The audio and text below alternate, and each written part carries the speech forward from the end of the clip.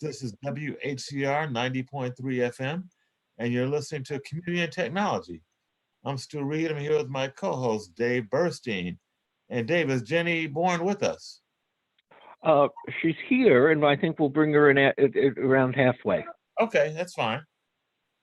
Yeah, she's doing That's some good. interesting stuff. Hmm. Okay, She's so doing some interesting. I'm sure she's, it's everyone's talking about the pandemic. How, I mean, what else is there, Dave? Uh, but certainly there's been an incredible. Oh, I can give you loads of other things, none of which are as important, but Yeah, yeah, normally it would be yeah, top of the news. yeah. Just correct, Let correct. me But let me give you one news story about the okay, pandemic, but also on our topic. okay. 80% of the students in Rutland, Vermont, can get 100 megabit. Uh, are you with me still? Yeah, I'm here. Say it again. 80%. Run that back again. 80% of the students in Rutland, Vermont Mm-hmm. can get a free 100 megabit connection modem, and the school is providing Chromebooks.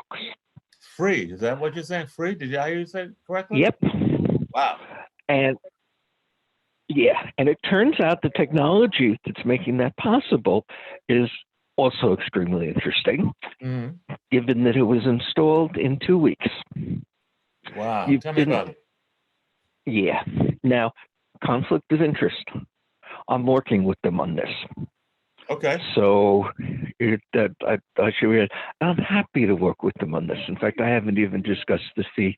I'll probably be paid well, but I would do this even if not, because what happened there is that Michelle Gate, who owns the Vermont Tel, small company, has wireless in Rutland on a tower. Wasn't very powerful. They were looking at upgrading it. Mm-hmm. And 3 weeks ago, he said, okay, what can we do for Corona? Okay. And they said, let's upgrade. Mm-hmm. And worked with Ericsson in order to get the tower they had in Rutland upgraded from early 4G to the latest 5G, 4G massive MIMO. Mm-hmm. Result, the original tower covered a small fraction of the town, upgraded with massive MIMO, which we've talked about before, and I'll explain in a moment. Mm-hmm. They're giving 100 megabits to 80% of the town. And he Wow. got a pile of modems that he's providing free. And the school Mm-hmm. had an arrangement to get Chromebooks that they were supplying to the students. Mm-hmm. And that's really interesting because let's go back to the conversation 2 or 3 weeks ago when we started, how do we connect everybody in New York? Mm-hmm. Do you remember what you and Lena told me? You were both ahead of me on what should be done. Yeah, we were suggesting that rather than little guys like myself, who our group was to get the big guys to open up their networks. That was kind of where we were And coming from. starting the next day, Comcast, Charter Spectrum, and I believe all the other major cable companies did exactly that, to my total amazement. Yeah. Every cable modem has a Wi-Fi that they can use. It uses only the capacity that the person whose cable system is not using, but that's usually plenty. And they just turned off the passwords on that. And almost anywhere in New York City, you can log on to Time Warner Spectrum or to Cablevision, which is now Altice. Free, easily. Speeds seem to be 5 to 15 megabits, which is what the system's designed for. And it's working, and it's there. And it's covering at least 85 and probably 90% of the United States, depending on the reach of the Wi-Fi from the cable modems. But what do you do for the other 10 million homes Yeah. that can't get cable or outside this range? Now, And this works with folks that already have a modem. That's just opening it up. If you don't have a modem, if you don't have an account with one of the major providers, you can't. it's wide open. I can use the Wi-Fi in the phone I'm talking to you on right now. Don't need any modem, anything with Wi-Fi. Plug in and go. It works. It's free. They had built the service so that I, as a Spectrum customer, could get connected around New York City to the other Spectrum Wi-Fis. Right. So it was all ready to go, and they turned it on. And frankly, I may despise some of the things he did, but Ajit Pai, the FCC, deserves all the credit. He made it happen. He also got almost all the major carriers to sign an agreement that they would not shut down any customer for non-payment until the end of the crisis. Mm-hmm. Because think of what it would be if, and there's a lot of people who can't pay anything right now. Right. You got shut down and you had a kid in school. Mm-hmm. Okay, so that is a superb response, far beyond what I ever expected, because of the decency of the cable companies, smart at the FCC, and the technology that you and Lena realized was going to work before I did, which is fine, and I'm glad, and it came up. Yeah, well, the part that amazed me was the generosity of the providers. That part amazed me, just as I think it did you. I'm give them all the credit in the world. Mm-hmm. It basically was. Now, it wasn't that big a deal because they already had the system ready to go, and it cost them almost nothing for the extra bandwidth. But I never expected to have it happen. In fact, I was writing an op-ed I was going to try to sell to the Washington Post, explaining why this was the right thing to do. But they just went and did it. And frankly, and I actually know the Comcast people. They're decent human beings who did a decent thing. And sure, it's great PR, blah, blah, blah. But they did it because they're decent human beings who did a decent thing. It doesn't happen to be too expensive for them anyway. I have a question, Dave, before we circle back on the Vermont thing, which I want to finish up on. Here in New York City, Spectrum opened up modems and the Wi-Fi hotspots. What about the folks that never had a Spectrum account, don't have a modem in their home? Doesn't matter. Doesn't matter at all. I could take the cheap phone that I'm talking to you on now that has Wi-Fi, turn on the Wi-Fi, almost for sure, see 3 or 4 different Spectrum modems on my Wi-Fi. I can log on, and I'm on. That should be all it takes. I don't know if there's any trick that you need to know, but that's the way the system is set up. Okay, but that's put it wide open. You're saying that works on both your phone and your computer, I presume. And it works on anything that has Wi-Fi. Yeah.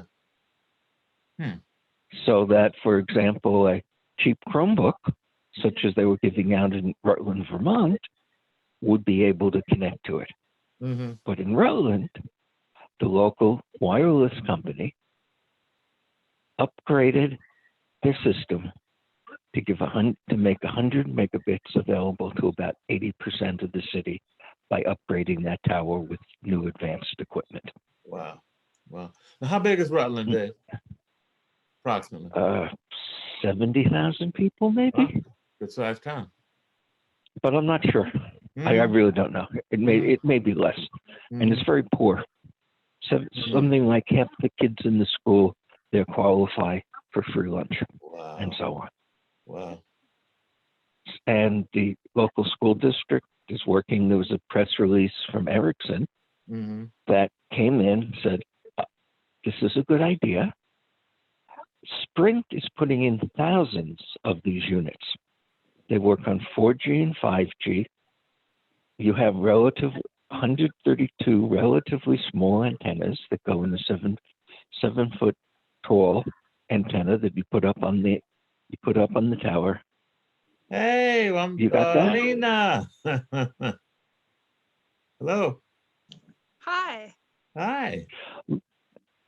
Lena, do you know what the Internet Yeah. Archive is doing? Being Stu? awesome. Let Lena talk about that as soon as we finish this topic. Yeah, Dave was Because just filling that's us in also about this. something going on in Rutland, Vermont. Go ahead, Dave. Okay. Vermont Tel had a cell tower there with old 4G, not much capacity. Michel Gutte, who owns the company and is rich enough to be generous, said, what can I do for Corona? They were looking to upgrade that cell tower. They had a bid out.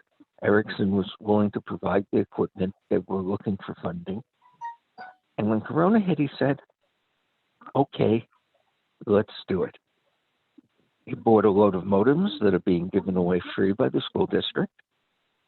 And the upgraded system running on 4G or 5G, it's actually only 4G right now, but it'll do 5G in a couple of months, was installed in 2 weeks and brings 100 megabits to 80% of the people and the families and the kids in Rutland, Vermont. And that's now standard technology. Sprint is putting in thousands of those boxes around the country. They weren't scheduled to get to Rutland for 3 years, but there's nothing funny. And this is the advanced wireless we're talking about, using many small antennas and getting 3 to 10 times the capacity, and in this case, cover most of the city. And I don't care whether it's Verizon or Sprint or Vermont Tel. This can cover at least half of the 10 million homes who can't get served by the cable modem, Wi-Fi, and other things that are already out there. So essentially, But let's go to, yeah. I just want to clarify, they upgraded the existing towers with more advanced equipment. That's basically how they did this. Is that right? Yep, and that's why they could do it in 2 weeks. It was 2 boxes, a 7-foot tall antenna and the basic radio that went on the base of the tower, which had to be more powerful. One tower or multiple towers? 1 tower. Oh, wow. Yeah. Wow. Okay. The new wireless is that good. And everybody's going to have choices like this from Sprint probably in half the country by the middle of next year. As I said, they're installing them. It's not the nonsense stuff that's coming from T-Mobile that is basically 4G in a press release. This is real stuff that will give 100 megabits to most people. Now, when you say real stuff, just clarify, is this 5G or just advanced 4G? It's the same equipment, whether it's 4G and 5G. Okay. So they're talking about 5G, but it turns out it also works in 4G. And since they couldn't get 5G modems so fast, they grabbed the 4G modems, and that's what's working. And I know the people who've done this and tested, and as I said before, I'm working with the project. But there's the other great story of what's happening. Well, let's hold on, Dave. Let's hear from Lena. Lena. Let me introduce her, though, because I'm using it. Introduce myself. Yeah. No, I'm not introducing you. I'm going to introduce the project because I just used it. Ooh, all right. I saw an incredible movie last night. It's called The Wind Rises. It's Miyazaki's anime, and it's the story of a man who was virtually a pacifist, who was the first aeronautical engineer in Japan and did in fact make the Zero plane that was all over World War II, despite his hating that he was doing that. But he chose to do it. And it's a beautiful, beautiful movie. One of the great pieces of animation, as good as it gets. And it turned out that Hiro, I can't pronounce his last name, and his first name is Hiro, Hiro, who designed the warplanes that the Japanese used and designed other planes after the war, wrote an autobiography describing his work. It's out of print. Couldn't find it anywhere. Couldn't find it in the usual sources. And I said, I hear something's up at the Internet Archive. I went there, found the book, borrowed it for 14 days, which is how the system works. And Lynna, why don't you take it from there and explain what they're doing? You're the librarian. Sure. So the Internet Archive is a library in California, but they are more known as archive.org. So they're right online, and they've opened up something called the National Emergency Library, where a lot of out of print books and other digitized materials they were not previously sharing in the same way are now available. And it's super cool. Wow. So what kind of stuff is on it, Alina? I mean, you know, only 1.5 million books. Yeah, they've got loads of stuff. It's super cool. I have used in the past the Open Library, which is also one of their projects. And I actually just got a Worms Eat My Garbage compost, and I am now composting with worms because what else are you gonna do in these times? Well, I hope you're also And growing locally as well, Lena, once you get your soil all composted up. That's the hope. But being able to get that from archive.org is a real boon because I can't go into a library right now, and I wouldn't go into a library right now. I've also transitioned to working remotely, as many people have.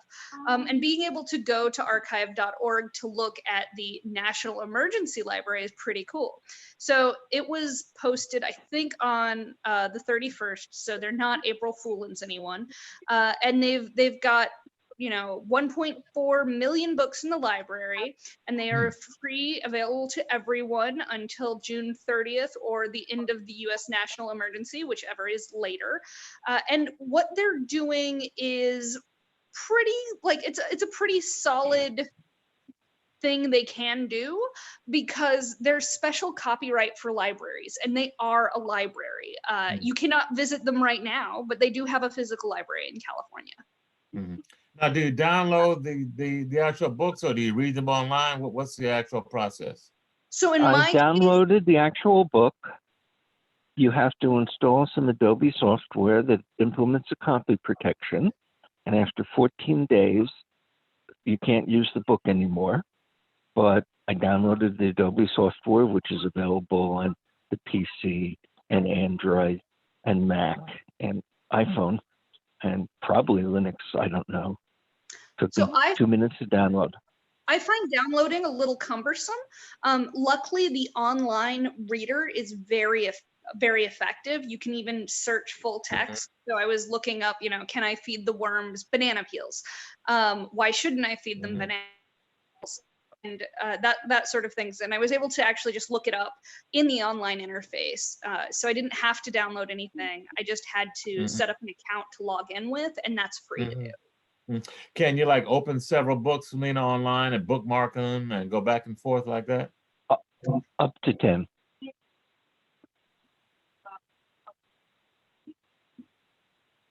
You've done that. It sounds like it.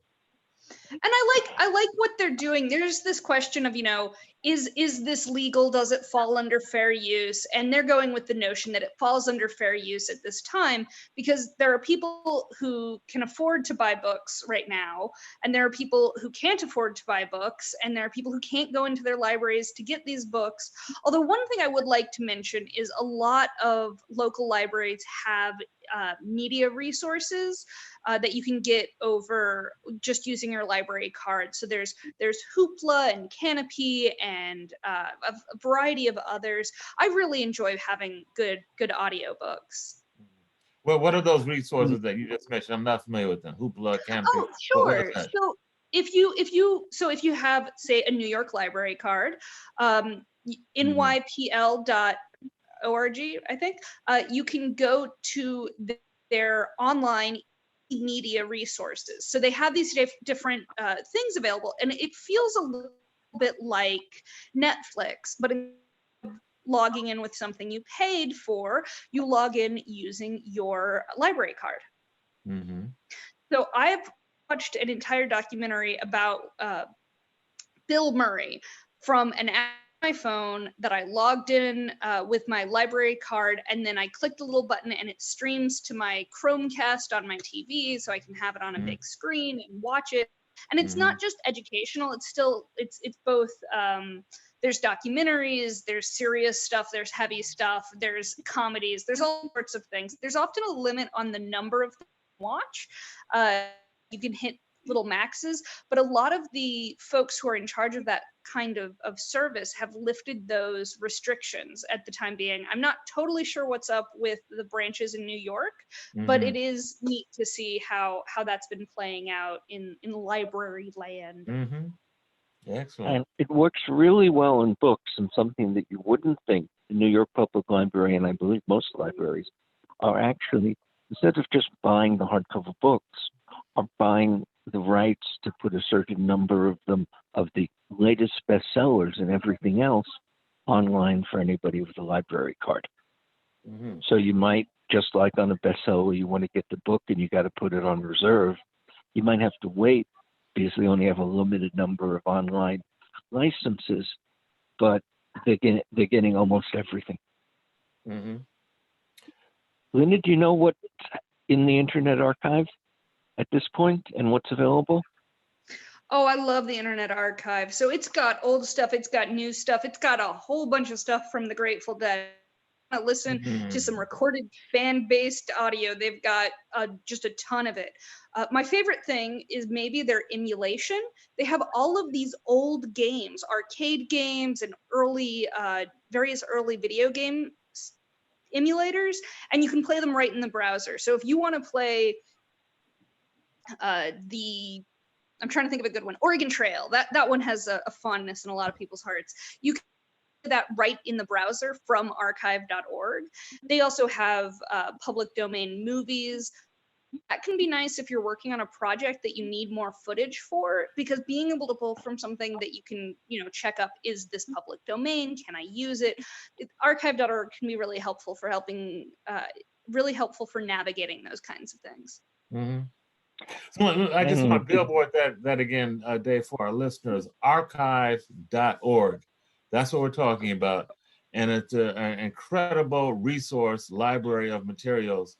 And Lena's been talking about a special section that they have just made available because of the current emergency that we're in. Oh, no, so they've had the emulators for ages. I just love it. Okay, no, you said there was an emergency National Emergency Library. The 1.4 million books is what's new. The question they have a lot of other books as well. Yeah, anything public domain or anything that they can get. Now, what are those 1.4 million books? It includes the bulk of the books you would want, including up-to-date bestsellers, unless and until the author objects, in which case they pull it right down. So they got lots of sources of where it's coming from. They got everything. And if the author says, no, I want to exercise my rights, they pull it down and you can't get it. And there was, in fact, an article in the Times with some authors complaining that they're going to lose royalties on this. Another author saying, right now, I'm glad people have something to read. Now, are the authors... By and large, you'll find a book there. What is that process like? I'm wondering. Maybe, Lena, are the authors automatically informed when their works get posted or made available? Not at all. How would I know that my best-selling book is being given away free by the archive? You wouldn't until you go to it, search it, and then make your complaint. They're not advertising this. Later? You wouldn't know. You have to go search it, see if they have done the honor of showing your work, and then if you don't like it, you can go ahead and ask them to take it down. I don't think they're being particularly precious with you have to prove you're the author.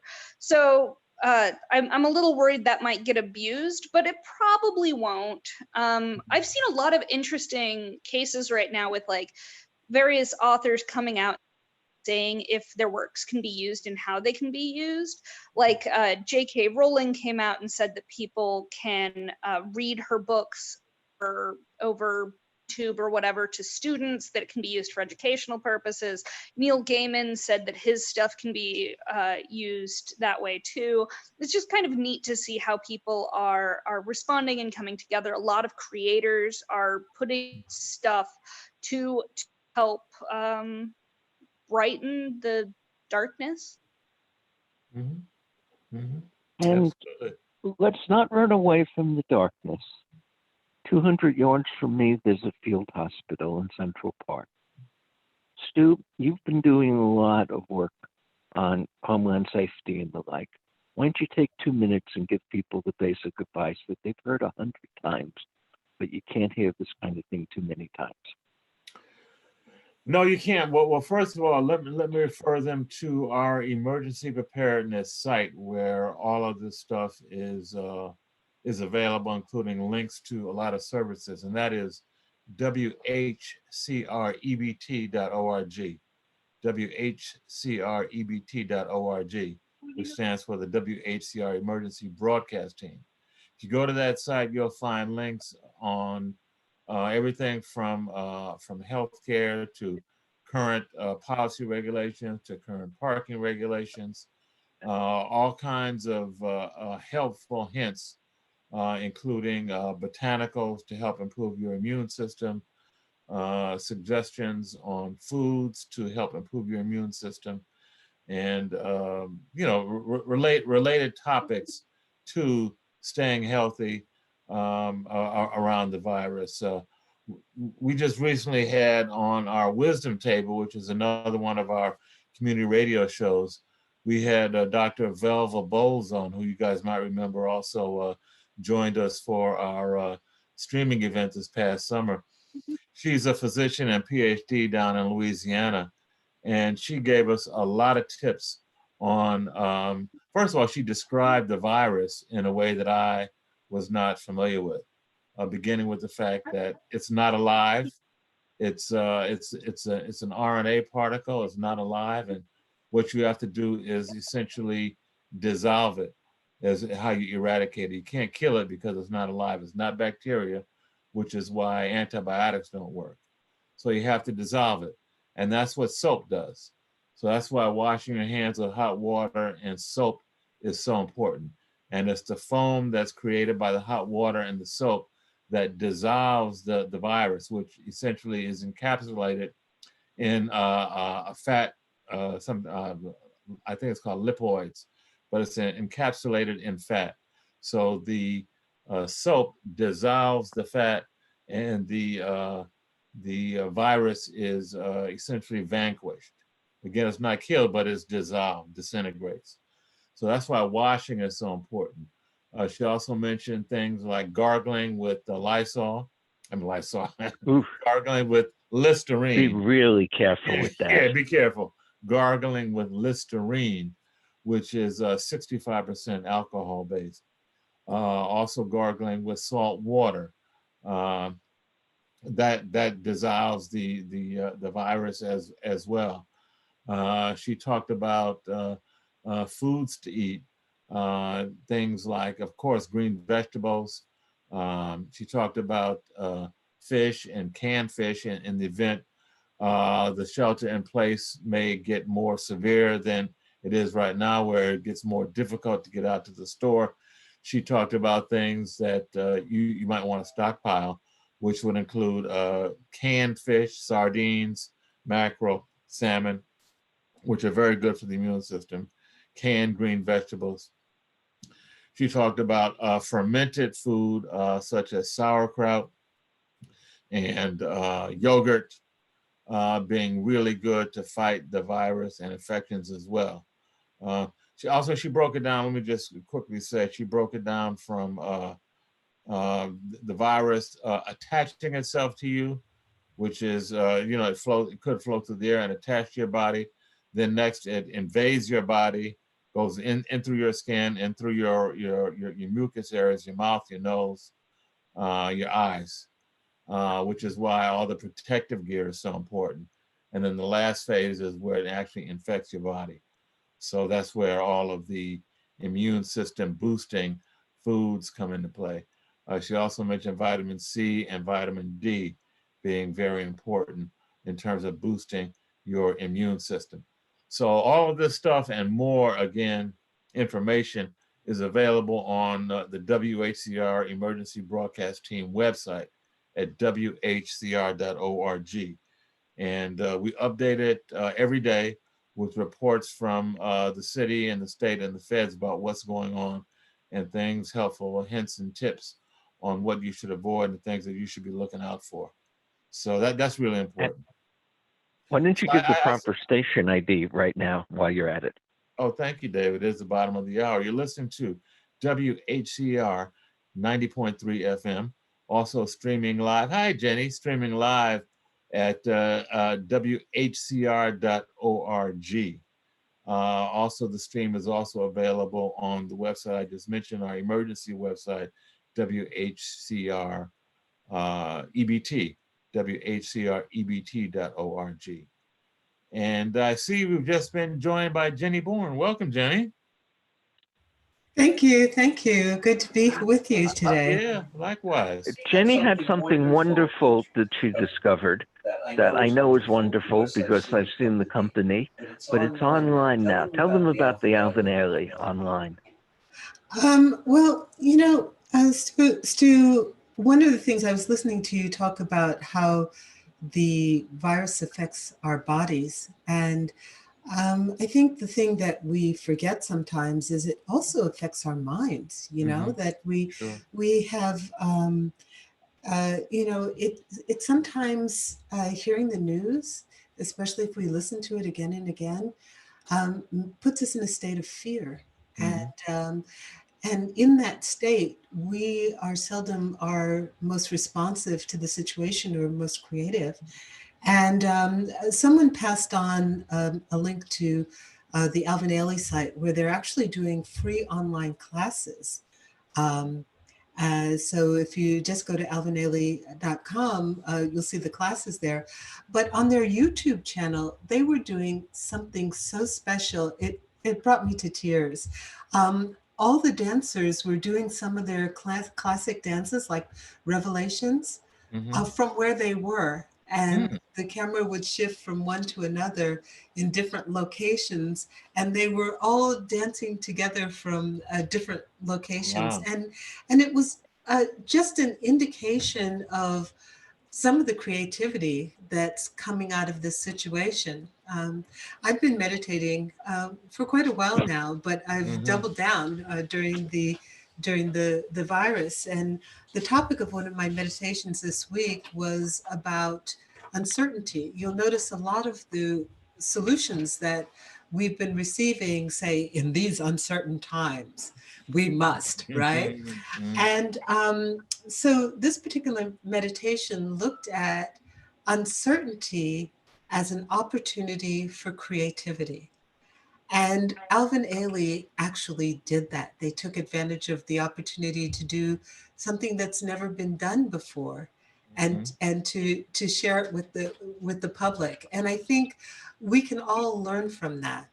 That sometimes we get so locked into our patterns and our ways of doing things and our hopes and dreams as we've imagined them, and we're on that track to success as we've decided it's going to be.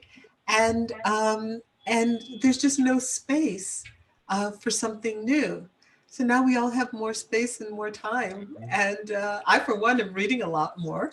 And I'm also trying out some things. I decided to help some of the teachers who are so burdened right now, trying to learn these new technologies and get their students online. So I set up a little help desk, you know, personal, right? Just me, a little help desk for teachers to help them learn Google Classroom, which is what they're using in the New York City schools, and Meet.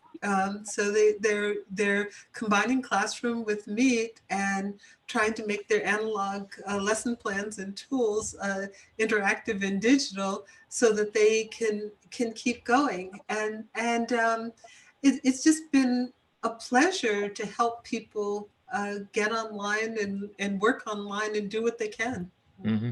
Yeah, you know, Jenny, I've had that a parallel experience with some of my folks here in my community, talking with the pastor at our church and some other folks that are involved in small community organizations Mm. that now all of a sudden can't meet anymore. Right. And a number of them just were not that sophisticated with the various online platforms and tools that are out there. Mm. And so to be able to share those with them has really been very fulfilling for me, but I'm also just really excited that folks are able to move to another level and another way. And in some ways, I've gotten some feedback from some folks that are telling me, wow, I'm communicating more and meeting more with my folks with the online tools, such as what we have here, than we did before when it had to be one-on-one in But person. you know, that's actually been documented. I'm taking a course in leading online teams right now at Cornell, and it's an online course. And one of the things they said at the top of the course is that Froze there, Jenny. Come on back. my other phone Come is back. Come back, ringing. Jenny. Sorry, are you there? Dave, are you there? Jenny? Let's see. Okay, are you hearing me now? Hello. Hello. Well, I Hello. can hear you. I don't know if Okay. that's helpful. Yeah, well, I'll keep talking. Maybe somebody else can hear me too. But one of the things they said in this course is that they found that teams actually work more effectively virtually than they do when they're co-located in the same facility. Mm, And one of the reasons is it forces you to plan more effectively, and you have to be very deliberate about your communication. And so I'm not surprised. I'm delighted to hear from the mhm, field that people are mhm, having that experience. mhm, But I'm not at all surprised because mhm. I you know uh, there's a lot of meetings that go on every day in every business that are a total waste of time. And so, if Yeah, this helps yeah, us to do something yeah. better, Mhm, I'm delighted. mhm. Lena, have you had any experience with assisting people or facilitating people going online to conduct their business? Um, so as a librarian, I have been answering reference questions over chat, and my entire library we've gone home and we're trying our best to figure out how do we meet our patrons' needs, how do we still communicate. Um, I it's so funny. People keep talking about this extra time they have, and I don't understand because Yeah, I'm I more don't busy feel it. now. Yeah, I'm more busy um now. I think one of the phrases that has helped me the most is it's not that I'm working from home, it is Mhm, that I am in a crisis situation and trying to work from home during it, which mhm, is a very different feeling of things. So in my case, I haven't felt a surplus of time.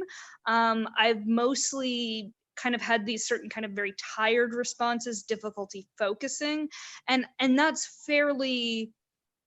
not to be dismissed in a pandemic. The idea that some people are just going to feel worried and have a harder time focusing, that's mhm, pretty legitimate. mhm, mhm. Well, one of the things that I've always said, and Jenny, you're a media person, so I know you will appreciate this. I've always said since I got into the whole video business some 40 years ago, that you really have to monitor your consumption of media. You just can't sit there and watch the media nonstop because it will take over your mind. It will control you. You're not controlling it. And you really have to monitor your consumption. And I think that's even more so in a crisis like this. You talked about the anxiety and the uncertainty, Jenny, and the feelings that just this crisis is provoking. You can only take so much of that, and you Mhm. really have to kind of monitor, I think, your consumption of that in order to be effective and to keep your wits about you. Yeah. Yeah, I think that's really important. Lena? I have had a good luck joining in on some online movement events. So I have a qigong course or person who does Qigong and Tai Chi, and she's transferred to doing it over Zoom. And she is an older person who did not trust herself with technology, but she was able to get it working, and it's been pretty great. Mhm. I know we're kind of getting down to the last 10 minutes or so. I want to talk a little bit about, just for our audience out there, about some of the online platforms and tools that are out there for folks to use to communicate with family, with their organizations, and with others. Clearly, the one that we're using right here is a platform called Zoom, ZOOM.us. And I find it pretty easy. And they're providing a lot more free services and extending their services during the crisis. They've done a fabulous job of that. Okay. They have a lot of security concerns. Zoom is it's not HIPAA compliant. Yeah. Mm-hmm. It's not HIPAA compliant. Not just that, there's been some vulnerabilities because so many people are using it. There have been hackers who've gone in and they're stealing Windows credentials through Zoom. Mm-hmm. An alternative that I really like that's also free is called Jitsi, Jitsi. It's a nice resource. There's a few others. Zoom is definitely one of the biggest, but because it has such visibility right now, it's kind of a good time to look at alternatives. Mm-hmm. Okay, say that one again. Jitsi, Lena? Jitsi. If you Google it, it'll pop up. Mm-hmm. It's open source. It's free. It tends to be pretty stable. Zoom is definitely a trusted platform. I've also attended a webinar conference about cybersecurity that was done over a webinar platform. There's some interesting things going on where people are trying to fill the void of events that have been canceled by having them online. Mm-hmm. Right. Mm-hmm. Dave, do you have any particular platforms that you might want to throw out there for folks to experiment with or try out during this crisis? I think maybe we lost Dave. I think he's away from his phone. I also wanted to say that the vulnerabilities are real. One of the teachers I was working with this week said some of her colleagues had been interrupted on Google Meet platform by pornography and people shouting obscenities, taking over a window and shouting obscenities. So it is a very real concern. I don't know what the answer is besides go to another platform. I checked out a technology that was recommended in a seminar for teachers. It seemed really good. It was it allowed you to use your cell phone as a second webcam, but it had ads on it, and which actually interrupted the transmission, and it actually took over my computer in a way that I just had to dump the whole thing, so I won't recommend it here. So I think the thing is, test early and often, be careful, put the security recommendations that you can in place, because it is a whole new world. I also know that Zoom does have a HIPAA compliant plugin. It costs money. I'm not sure how much. The figure $200 is stuck in my mind, but I don't know if it's a month or a year or forever, right?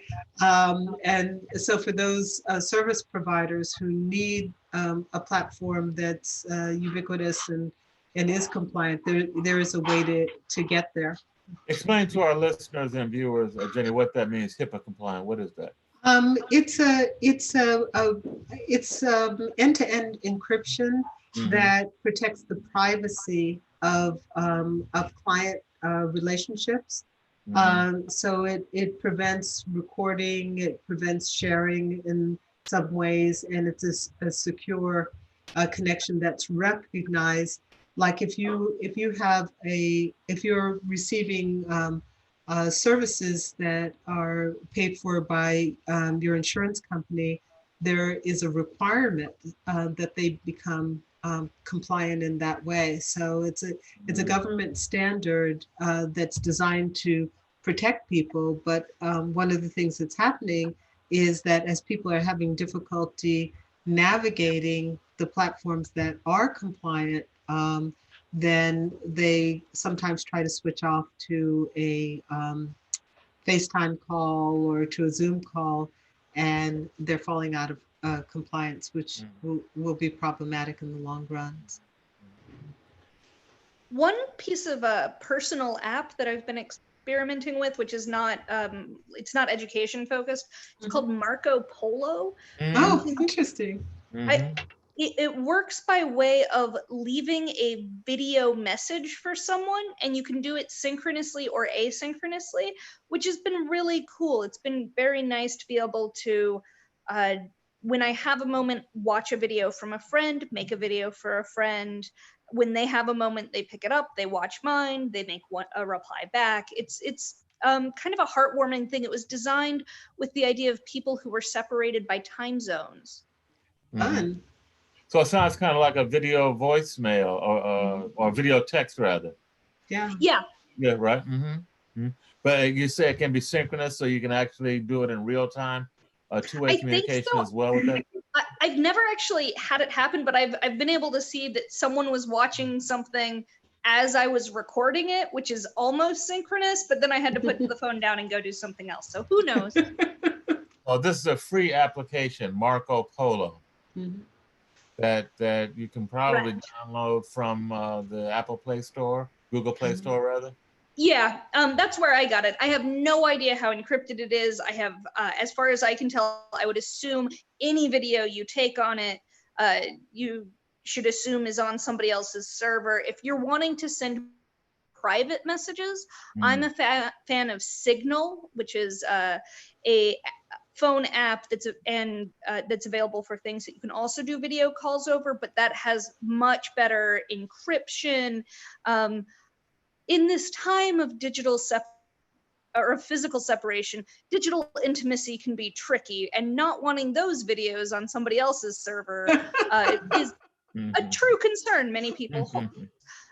So we don't need that kind of uncertainty. Well, so I quite like Signal. It's end-to-end encryption. I don't know if it's actually HIPAA compliant or not. That would be an interesting thing to learn, because you can do video messages over it, and it's much harder to take video from it, and it's not being saved on a central server that you don't control.